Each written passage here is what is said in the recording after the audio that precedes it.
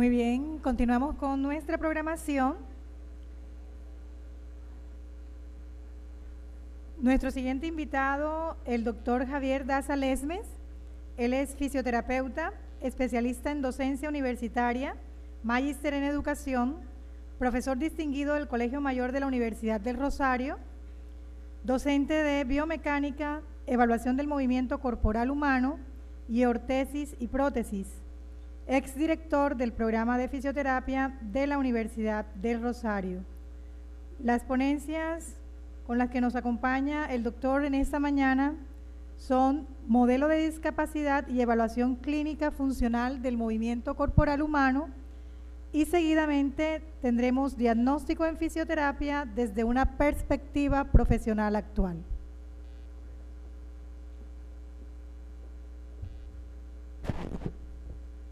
Muy buenos días para todas y para todos. La verdad que muy complacido de estar en Cartagena. Espero pues poder cumplir en alguna medida con las expectativas que traigo con estas 4 presentaciones. Muy seguramente no van a ser muy nuevas para ustedes. Y antes de venir a montar cátedra, tal vez mi aspiración es poder dejar ciertas inquietudes y contarles todo un proceso que hemos venido llevando a cabo en la Universidad del Rosario, una apuesta que hicimos hace un par de años en la que tal vez no mucha gente confiaba, pero que a través del tiempo nos dimos cuenta que valió la pena, y hoy pues tiene un reconocimiento no solo nacional sino también internacional. Cuando Marco me invita a participar del evento, pues además de la satisfacción, veía que tenía como que buscar una alternativa de articular las presentaciones que iba a realizar durante el evento, y una de ellas es tal vez poderles contar sobre qué modelo teórico nos paramos para que ustedes encuentren cierta coherencia en el desarrollo de la propuesta que vengo a presentarles.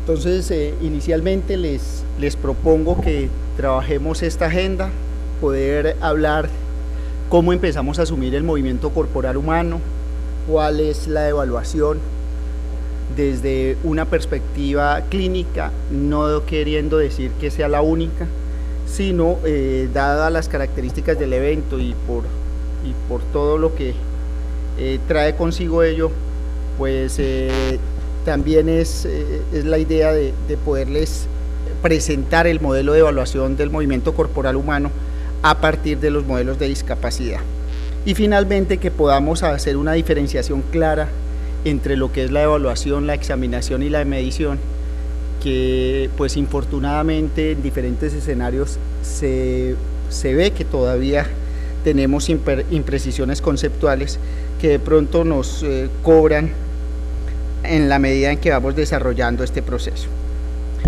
Entonces lo primero que reflexionamos hace un par de años era cómo concebíamos el movimiento corporal humano. Nos llamaba la atención que cuando buscábamos un soporte epistemológico en la profesión, veíamos que varias quehaceres profesionales abordaban el movimiento desde diferentes perspectivas.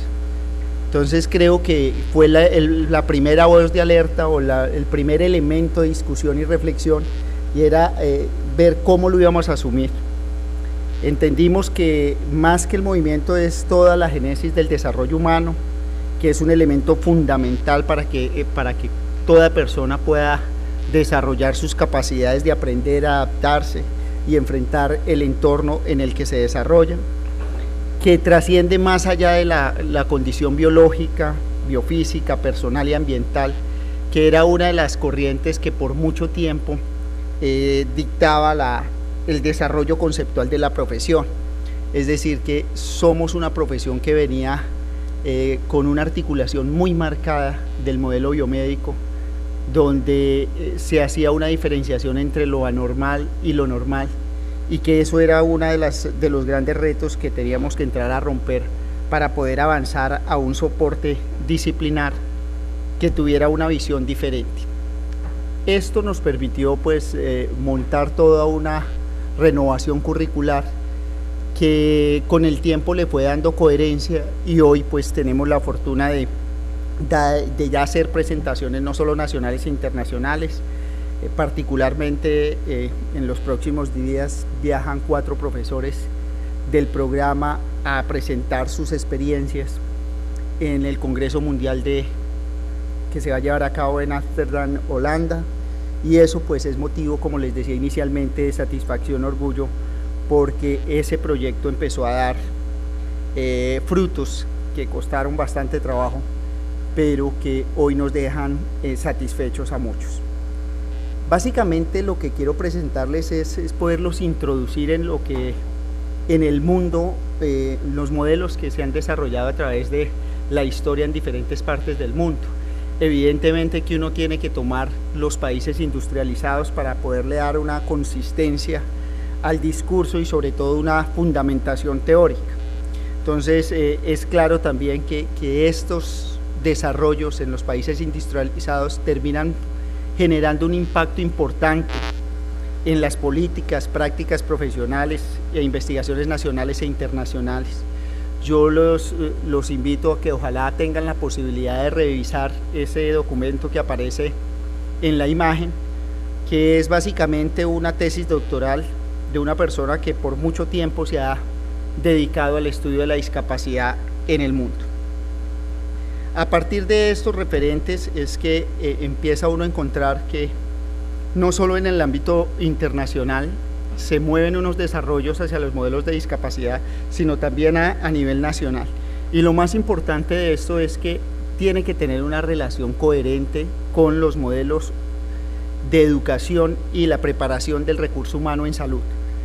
De esa forma es que pienso articular la presentación con el ánimo de poder interpretar al final cómo asumimos el movimiento corporal humano y bajo qué perspectivas. Básicamente se encuentran 4 modelos en el mundo: un modelo tradicional, médico, social y de integración. Estos modelos, como lo mencionaba inicialmente, tienen toda una repercusión y un impacto en los países industrializados, de ahí que van marcando una diferencia significativa en las estructuras curriculares de los programas de estudio, no solo de fisioterapia, sino de diferentes profesiones que dejaban de ser profesiones de la salud y iban a fronteras mucho más abiertas, que fue la arquitectura, las ingenierías, y hoy ya se constituyen como verdaderas disciplinas en diferentes universidades del mundo. ¿Qué tendencias internacionales están marcando hoy la diferencia en el mundo frente a estos modelos de discapacidad? Sigue existiendo un conflicto, especialmente en los países como el nuestro, entre los profesionales de la salud y las personas que presentan discapacidad. Eso bajo 2 referentes: los profesionales de la salud anclados todavía en una postura o una investigación netamente positivista, cuantitativa, en lo que todo lo queremos medir, todo tiene que tener evidencia, y una perspectiva de la persona con discapacidad que está llena de limitaciones, de rechazo social, de problemas evidentes de integración social que marcan una diferencia.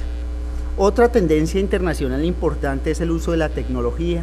Creo que es un referente al que no le debemos dar la espalda.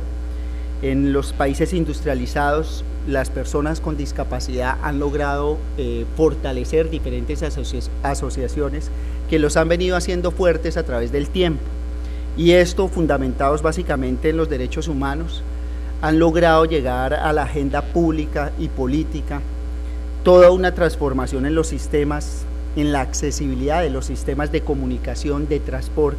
Y hoy en los países industrializados existe efectivamente una legislación que protege de manera directa a la persona en situación de discapacidad.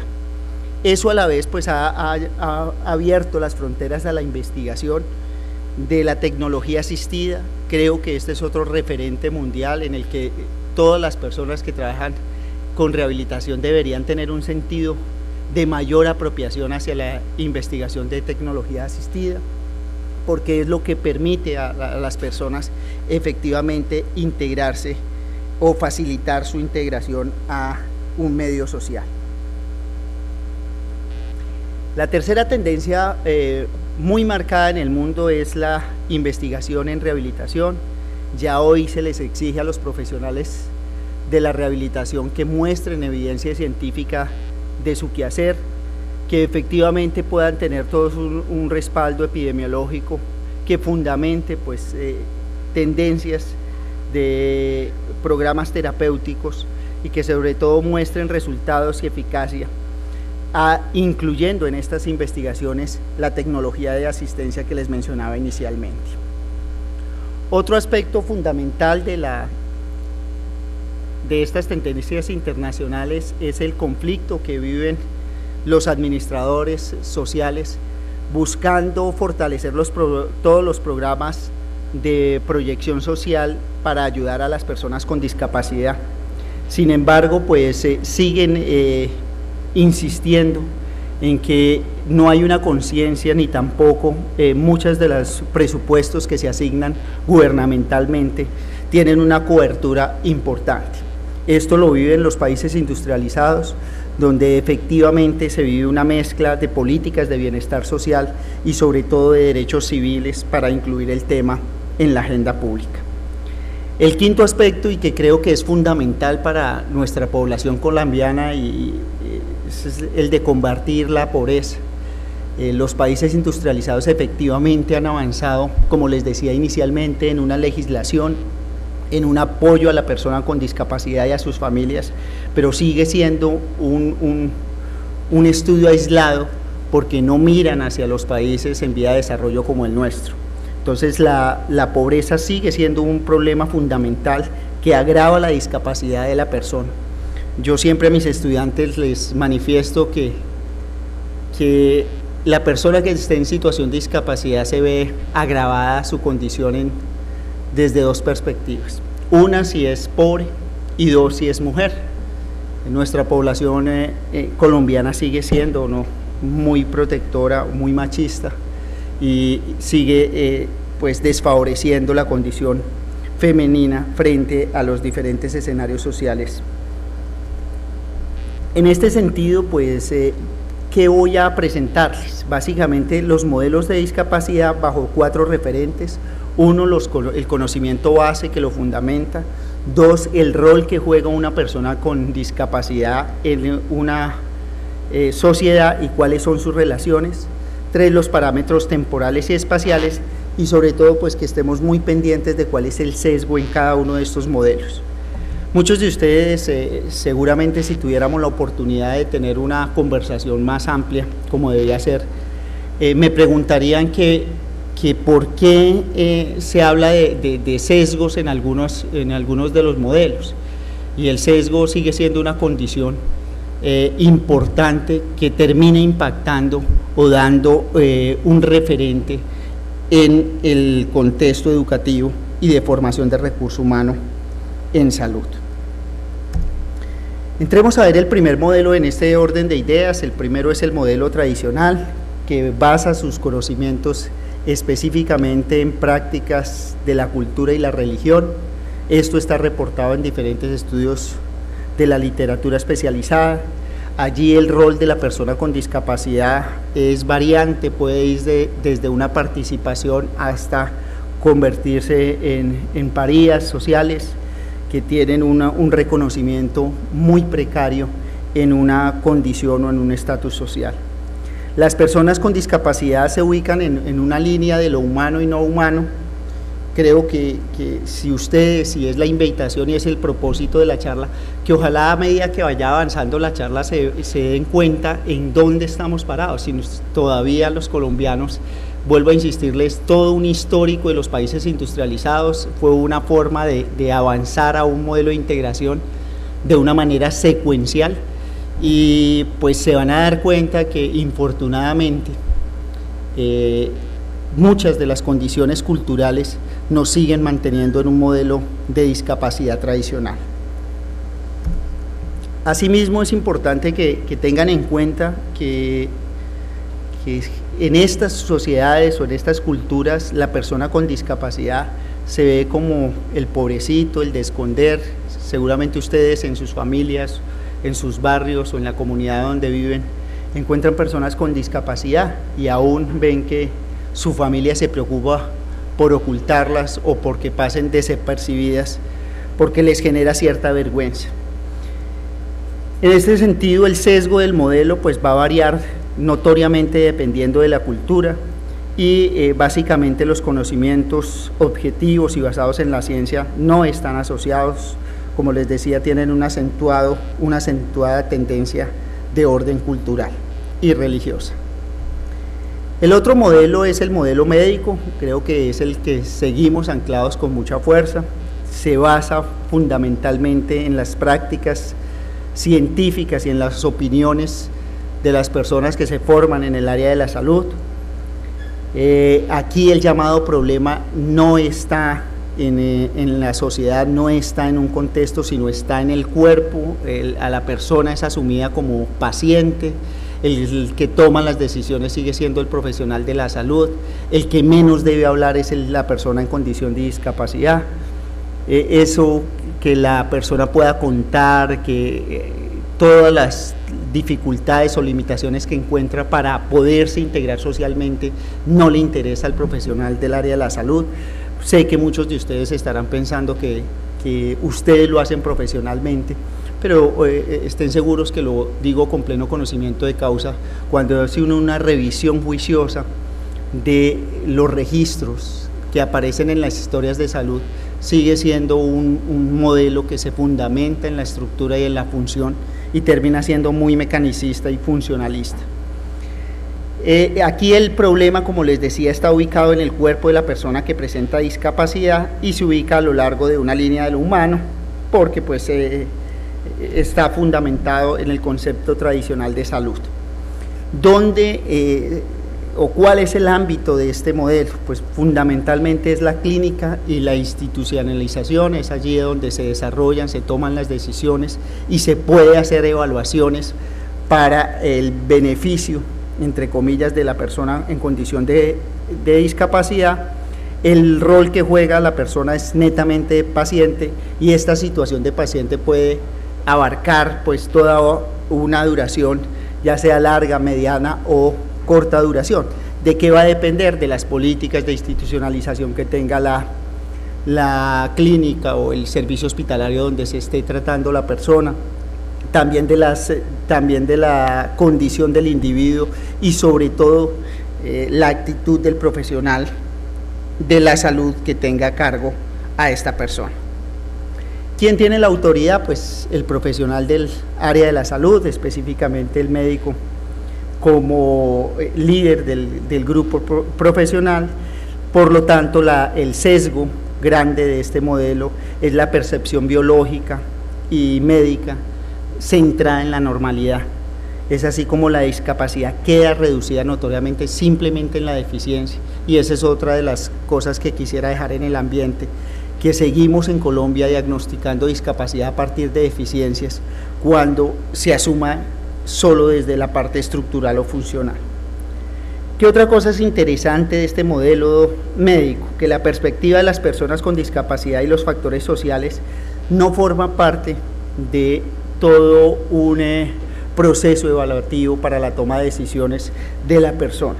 En algunas oportunidades, pues en los registros de historias clínicas se evidencia de una forma muy incipiente algunos comentarios, pero que de ninguna manera son fundamentales para la toma de decisiones del profesional del área de la salud. Cuando uno revisa la literatura encuentra cosas interesantes, por ejemplo las investigaciones, todo lo que son las herramientas de medición, básicamente la medición de la independencia funcional, que en todos los journals de los Estados Unidos o de los países industrializados se conocen como la FINE, básicamente se fundamenta en el concepto de normalidad. Allí se determinan las curvas y la persona con claridad o con facilidad la pueden ubicar si está por encima o por debajo de la curva, es decir, si está más cercana a la normalidad o a la normalidad, cosa que pues dista mucho de una condición de persona o de ser social de cualquiera de nosotros. Otra de las cosas que uno ve en los estudios de independencia funcional en el modelo médico es que les encanta reportar cuál es la distancia recorrida por la persona como una herramienta fundamental para determinar la condición de salud. Aquí es claro que hay un concepto puramente positivista y que tal vez nosotros como profesionales en fisioterapia caemos. ¿Y cuál es? Que nos interesa más poder determinar cuál es el nivel o cuál es el grado de independencia funcional que tenga la persona sin tener en consideración cuál es